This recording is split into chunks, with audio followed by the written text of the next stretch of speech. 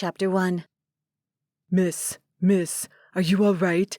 The policeman leaned over the young woman. Someone had reported seeing a body under a bush in the park. When Officer Michaels arrived at the park, he heard the body give a low groan. He leaned over and touched the woman on the shoulder. She groaned again and rolled over. Angelica blinked up at the officer and then around at her surroundings. She had no idea where she was or how she had arrived there. The officer looked at the woman. She had a large bump on her head, and her face and head had blood on them. She'd tried to get up and fell back on the ground with another groan. Just lie still. You have a nasty cut on your head, and it looks like you have lost a lot of blood, he said as he observed the blood on the ground around her. There's an ambulance on its way. Just relax until it gets here. The siren on the ambulance could be heard coming closer. Angelica closed her eyes and winced as if the noise was hurting her head.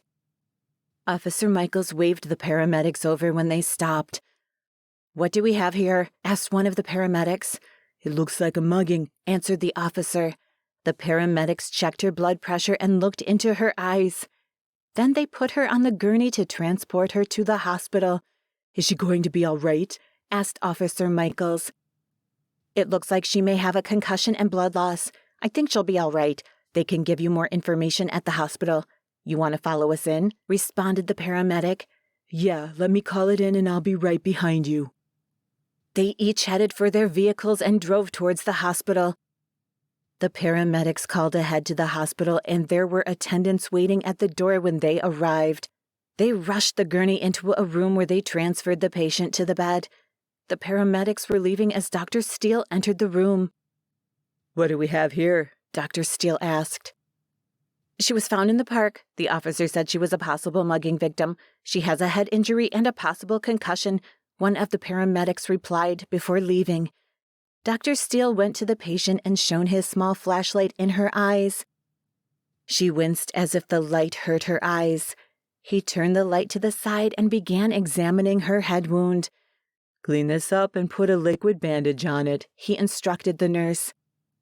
"Yes, doctor," the nurse responded before starting to work on cleaning the head wound. "I don't think it needs stitches," he mused to himself. "She definitely has a concussion. She will have to be watched and awaken often to be checked on. Do we have an ID on her?" "According to her driver's license in her pocket, her name is Angelica Black," responded the nurse. Dr. Steele stopped and stared off into space for a minute. He shook his head and stared back down at the patient. She had the appearance of Native American ancestry, with black hair and a shape to her face that was indicative of those particular genes he knew so well. Just then, Angelica opened her eyes and stared at Dr. Steele. "Who are you? Where am I?" She was starting to get agitated. "It's all right," Dr. Steele said calmly. "You are in a hospital. You have a head injury and a concussion. You appear to have had an accident in the park. Can you tell me your name?" "Angelica Black," she replied. "Do you remember getting hurt?" Dr. Steele probed. "Yes. I was in the park with a friend. He wanted me to invest in a business for him. When I told him I would have to check it out first, he got mad and shoved me. I fell and hit my head on the seat as I fell. I don't remember too clearly what happened after I fell. I vaguely remember he seemed afraid as he ran off. I managed to get up, but I was disoriented and I stumbled around when I was close to the bushes. I fell again and passed out. I don't remember anything else until I heard the policeman calling me." "What was your friend's name?" asked Dr. Steele. "Laughing Elk," responded Angelica. Dr. Steele looked up surprised. He knew Laughing Elk.